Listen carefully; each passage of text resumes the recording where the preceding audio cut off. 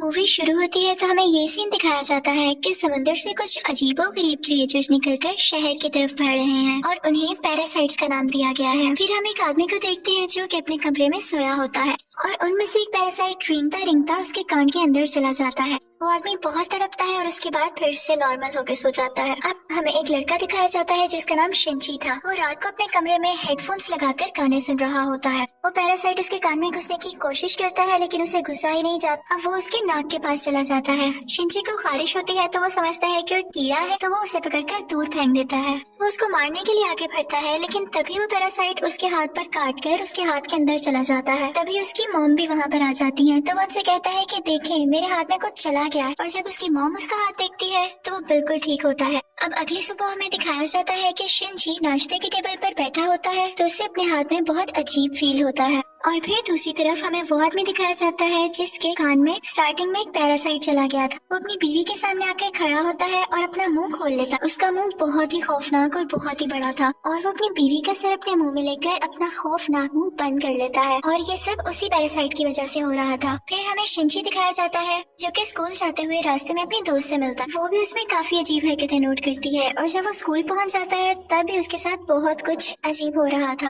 जैसे उसके right hand में काफी पावर आ गई हो। वो घर आता है और अपना हाथ काटने की कोशिश करता है लेकिन उसका हाथ मूव करने लगता है और उसे रोकता है। और फिर हम देखते हैं कि उसका हाथ एक क्रिएचर में बदल गया है और वो शिंची से बातें भी कर रहा था। फिर हम देखते हैं कि वो शिंची की बुक्स भी पढ़ा करता था और उसका लैपटॉप भी यूज किया करता था क्योंकि वो इंसानों के रहने के तरीके जानना चाहता था। जब इसने शिंची की बॉडी में घुसने की कोशिश की थी तो शिंची ने इसे आगे जाने से रोक लिया था, इसलिए अब ये सिर्फ राइट हैंड में था और उसी हाथ को कंट्रोल कर रहा था। ये अपना नाम मिकी बताता है और कहता है कि तुम मुझे कभी मत काट क्योंकि मैं तुम्हें कुछ नहीं कहूँगा, तुम मेरे होस्ट जो हो। अब हम देखते हैं कि शिंची और मिकी में दोस्ती होने लगी थी लेकिन बाकी सब लोग जिनको पैरासाइट्स ने इन्फेक्ट किया था वो पूरे शहर में बहुत तबाही मचा रहे थे और इंसानों को मारकर खा रहे थे। दूसरी तरफ मिकी शिंची को खींचकर एक रेस्टोरेंट की तरफ ले जाता है। वहाँ पर भी बहुत सारे इन्फेक्टेड लोग यानी पैरासाइट्स इंसानों का गोश्त खा रहे थे। वो शिंची को देखते हैं तो उन्हें लगता है कि ये भी इन्फेक्टेड है और उससे भी वो गोश्त देते हैं। लेकिन जब उन्हें पता चलता है कि ये पूरी तरह से तो इन्फेक्ट नहीं हुआ बल्कि ये अभी भी इंसान है तो वो उसे ही मारने के लिए आगे बढ़ते हैं। लेकिन मिकी उनको आगे से मारता है और शिंची की जान बचा लेता है क्योंकि अगर शिंची मर जाता तो वो खुद भी मर जाता और ये उसने अपने फायदे के लिए किया था। अब न्यूज आती है कि शहर के लोग मारे जा रहे हैं और किसी को कुछ समझ नहीं आ रहा कि इन्हें मारने वाला है कौन क्योंकि पैरासाइट्स अपना ये काम बहुत होशियारी और छुप के कर रहे थे। शिंची मिकी से कहता है कि तुम अपने साथी पैरासाइट्स को क्यों नहीं कहते कि इंसानों को मत खाएं।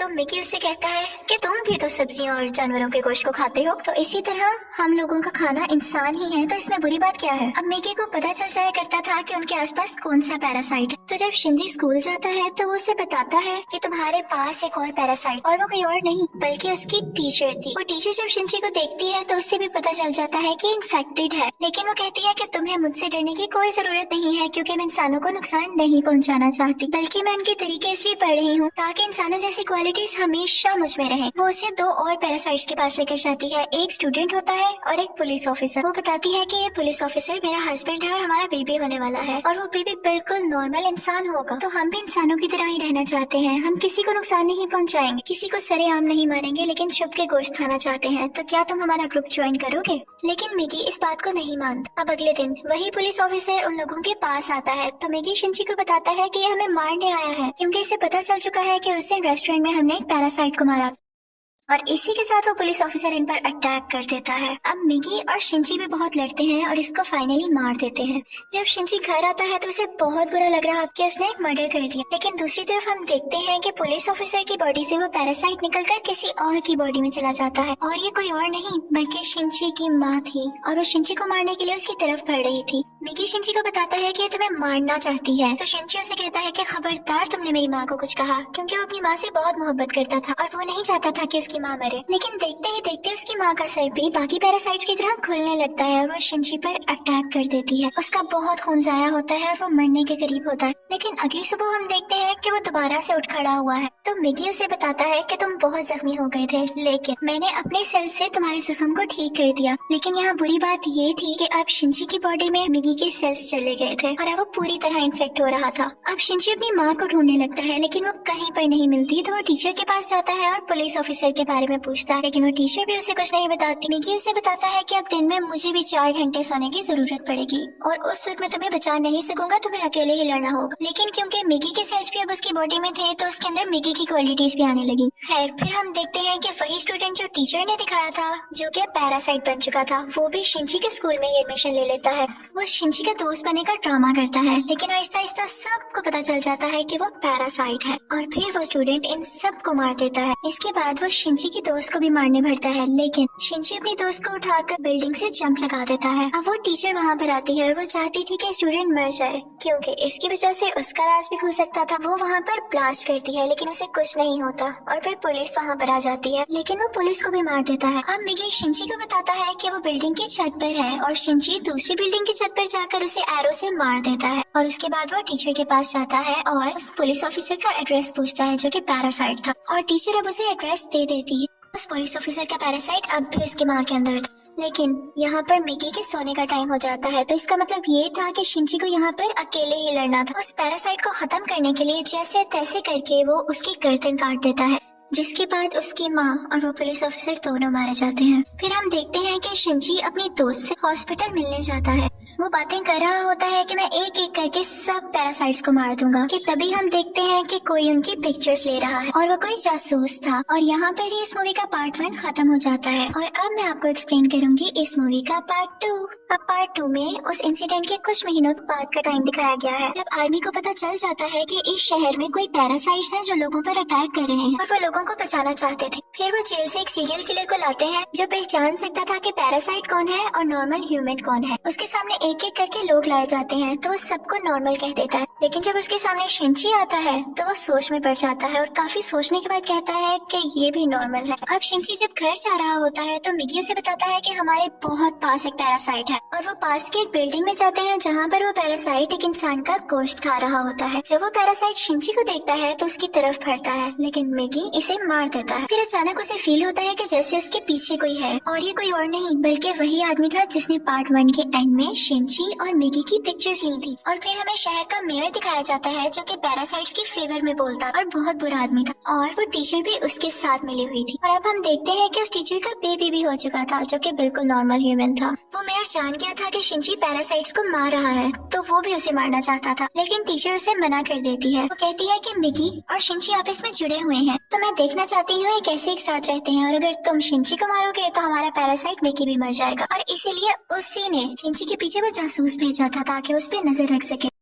शिंची एक दिन चल रहा होता है कि उसे फिर से फील होता है कि उसके पीछे कोई है। वो जासूस उसकी सारी बात सुनता है और उसे कहता है कि तुम्हें अपने बारे में पुलिस को बता देना चाहिए। तो शिंची उससे कहता है कि नहीं, पुलिस में भी बहुत सारे पैरासाइट्स भरे पड़े हैं। उसे यहाँ पता चल जाता है कि इस जासूस को टीचर ने उसके पीछे लगाया है। तो वो टीचर के पास जाता है और कहता है ये तुम सब क्या कर रहे हो, ये करना बंद क्यों नहीं कर देते हो। तो टीचर उससे कहती है तो तुम हमारे साथी पैरासाइट्स को क्यों मार रहे हो, वो सिर्फ अभी इंसानों को खाना सीख रहे हैं और कुछ देर बाद वो उनको मारना भी बंद कर देंगे। वो चुप हो जाता है और फिर जासूस के पास जाता है और उसे बताता है कि वो टीचर बहुत खतरनाक पैरासाइट है, वो किसी भी वक्त तुम्हें भी नुकसान पहुंचा सकती है, तो तुम उससे दूर रहो। लेकिन जासूस उसकी बात पर यकीन नहीं करता। अब अगले दिन वो जासूस उस मेयर से मिलता है। उसे शिंची की बात को टेस्ट करना था कि वो सच बोल रहा है या नहीं, तो इसलिए वो मेयर के रूम में वॉइस रिकॉर्डर लगा देता है, लेकिन मेयर को इस बारे में पता चल जाता है और वो जासूस को मारने का हुक्म दे देता है कि ये अब हमारे लिए नुकसान बन चुका है। वो पैरासाइट को उसके घर भेजता है उसे मारने के लिए, लेकिन वो घर पे नहीं होता तो उसकी बेटी को मार देते हैं। अब दूसरी तरफ शिंची को मिगी बताता है कि तुम पर 5 पैरासाइट्स अटैक करने आ रहे हैं। अब उनकी तरफ एक आदमी बढ़ता है और उसी आदमी के अंदर वो 5 पैरासाइट्स थे।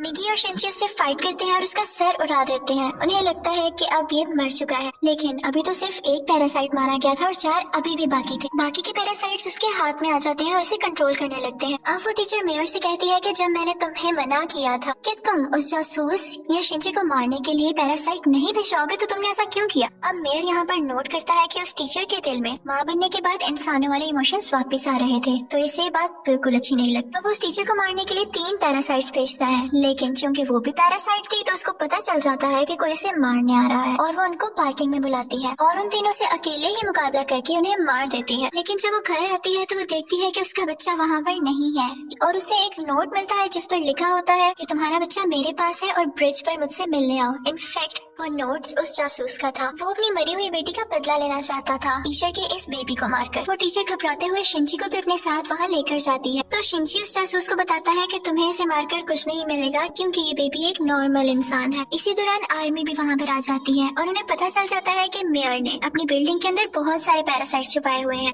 अब वो बिल्डिंग से एक एक करके लोगों को निकाल रहे थे और उनमें से जो पैरासाइट था वो उसको शूट करते जा रहे थे। सीरियल किलर भी वहीं पर था और फिर हम मेयर को स्पीच करता हुआ देखते हैं जो बता रहा होता है कि असली मॉन्स्टर्स तो इंसान हैं जो कि पैरासाइट्स को बिला वजह मार रहे हैं। तो वहाँ पर बैठे हुए आर्मी के सब लोग उसे शूट कर देते हैं जिससे उसकी डेथ हो जाती है। तभी वो सीरियल किलर चिल्लाने लगता है कि ये इंसान था, ये तो बस पैरासाइट्स का साथ दे रहा था। लेकिन जब वो पीछे मुड़ के देखते हैं तो वही आदमी उनके पीछे खड़ा होता है जिसके अंदर 5 पैरासाइट्स थे। सब उसे शूट करते हैं लेकिन उसे कुछ नहीं होता। फिर हम देखते हैं कि जासूस उस बच्चे को फेंकने ही वाला होता है। टीचर जब ये देखती है तो अपने बच्चे को बचाने के लिए उसे मजबूरी में पैरासाइट बनना पड़ता है। वो अपना एक हाथ निकालकर जासूस की चेस्ट में घुसा देती है जिसकी वजह से सबको पता चल जाता है कि वो एक पैरासाइट है। पुलिस उस पर मुसलसल शूट करने लगती है और वो जान गई थी कि अब उसकी जान नहीं बच सकती। तो वो अपना बेबी शिंची को पकड़ाने आती है। जैसे ही वो बेबी शिंची को पकड़ाती है बहुत ज्यादा गोलियां लगने की वजह से उसकी फौरन डेथ हो जाती है। यहाँ पर शिंची को अपनी माँ भी याद आने लगती है और उसमें इंसानों वाली फीलिंग्स दोबारा से आने लगती। अब पुलिस शिंची को अपने साथ इन्वेस्टिगेशन के लिए ले जाती, लेकिन साथ ही उन्हें खबर मिलती है कि उस पैरासाइट ने जिसके अंदर 5 पैरासाइट थे आर्मी को मार दिया है। तो शिंची फौरन से कार लेके वहाँ पे जाता है